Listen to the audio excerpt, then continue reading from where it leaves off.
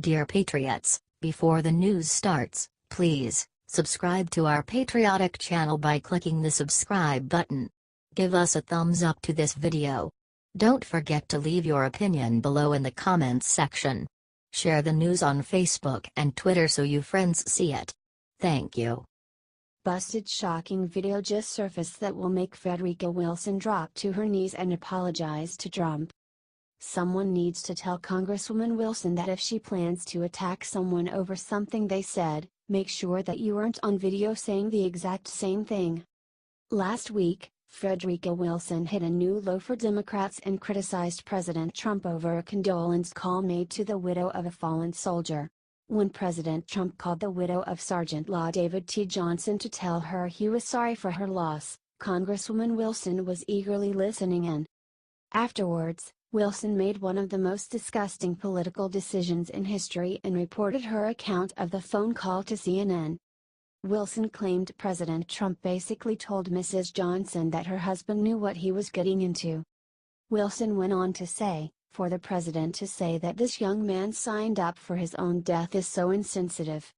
I guess Frederica Wilson forgot that she said the exact same thing when she spoke about the death of 2 FBI agents. This just proves that Frederica Wilson is a hypocrite and a fraud. It looks like someone owes our president a huge apology. Watch the video below.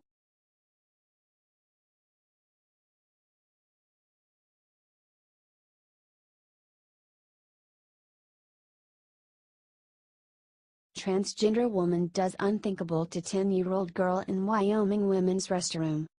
This is breaking across the news desk and it's very sad. A transgender woman was just found guilty of sexually assaulting a 10-year-old girl in a bathroom. She will face 70 years in jail. Her name is Michelle Martinez, previously known as Miguel. She was just convicted on first and second-degree sexual abuse on Wednesday. According to police, Martinez touched the girl on genitalia and then raped her. Martinez was a friend of the girl's family. The girl went to the police and cried and said it hurt inside. According to the Casper Star-Tribune, the girl told the Children's Advocacy Project that her assaulter should be jailed. Advertisement. Martinez denies the charges and says that girl was talking crap earlier in the day. She then accused the girl of lying and said the whole thing was a publicity stunt, according to Daily Mail. This is absolutely horrifying. Share this if you are praying for the recovery of this little girl in Wyoming.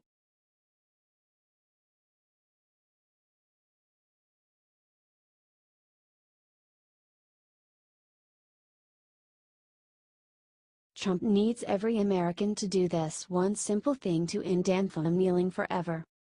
Donald Trump is sick and tired of NFL athletes disrespecting our flag, and now he's doing something about it. Trump has just started a petition demanding that everyone in the NFL stands during our national anthem. It's being hosted by the Republican Party and can be accessed on their website. The president has asked for a list of supporters who stand for the national anthem. Add your name below to show your patriotism and support, the petition reads. The petition is paid for by the Trump Make America Great Again Committee, a joint fundraising committee authorized by and composed of Donald J. Trump for President Incorporated and the Republican National Committee. This call to action comes after Trump famously quipped that NFL team owners should say "Get that son of a bitch off the field right now." Out. He's fired. He's fired. When players fail to stand for the anthem. Pledge your support in the comments and share if you want to help our president end anthem kneeling for good. Our country deserves more.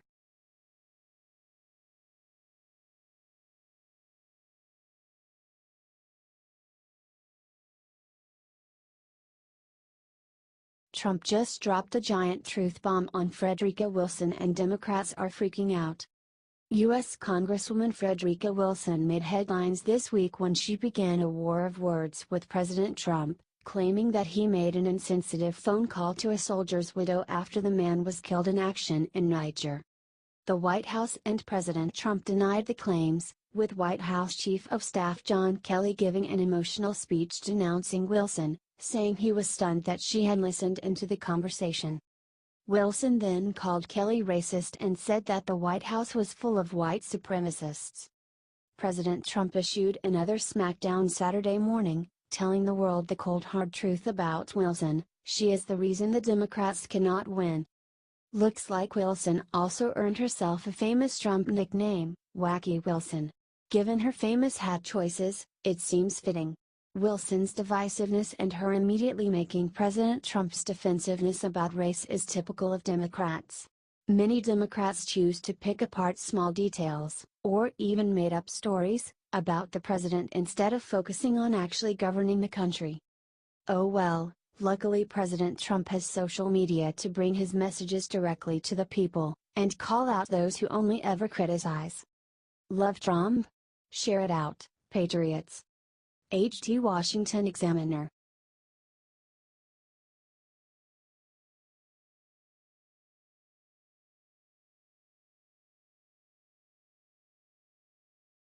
Right as Mike Pence's son gets married, Democrat does something totally unhinged. Democrats are so negative they try to ruin everything and make it about them. Vice President Mike Pence's son, Marine Corps Second Lieutenant Michael Pence, planned a marriage ceremony to Sarah Whiteside on Saturday, and one Democrat activist and local school board member could not handle it. Sue Wasner took to Facebook on Wednesday to complain about the ceremony, which was to take place in a local Indiana park, saying it would disrupt regular park operations. The bizarre, mean-spirited post had no basis in reality. The ceremony was to be extremely small and private, and the park's property manager stated, "The fact that the vice president will be here will not impact our regular visitors." Michael Pence and Sarah Whiteside were married in December of last year during a legal ceremony, which would accommodate the Marines' travel schedule. The event Saturday will be a ceremonial celebration of their nuptials. Advertisement. Mike Pence's daughter, Charlotte Pence, posted a picture of the happy couple during their legal ceremony last year.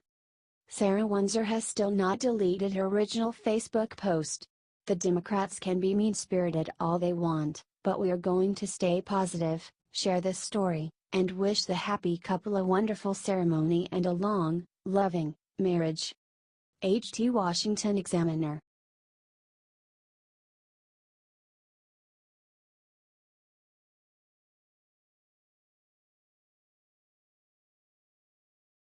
Steve Bannon accurately predicts Nancy Pelosi's chances to impeach President Trump.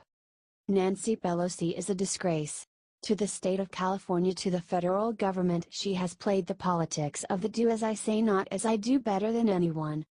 Look, the Democrats aren't the only ones who do this, but they are the worst offenders. With 24/7 news, it is hard to remember a story from yesterday, let alone a few weeks or years ago. But we must jog Pelosi's memory this morning. When the Roger Ailes, Bill O'Reilly sex scandal broke, Pelosi and the rest of the Democrats and Hollywood jumped on their high horses.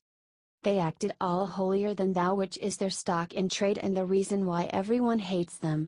Because we are all human and we know no one is perfect, so why try to act like it? The Weinstein happened and they were exposed as the worst kind of hypocrites, and we hated them even more. Something Trump understood: in today's online world where everything seems virtual or fake and where major banks steal their customers' identity and scam them out of their money, Wells Fargo, Trump knew America just wanted the goddamn truth for a change. We did, and we still do. And speaking last night before the California Republican Party, Steve Bannon dropped a lot of truth bombs. There has not been a more destructive presidency than George Bush's, CNN recorded Bannon starting off with before ripping Bush's speech that took shots at Trump 2 days ago. It was clear he didn't understand anything he was talking about. He has no earthly idea of whether he's coming or going. Just like it was when he was President of the United States, before adding, "He embarrassed himself." Bannon went on to defend Trump's vision of an America First policy, saying the critics had it all wrong. "It's not about your race, your color, your gender, your religion, your ethnicity, your sexual preference.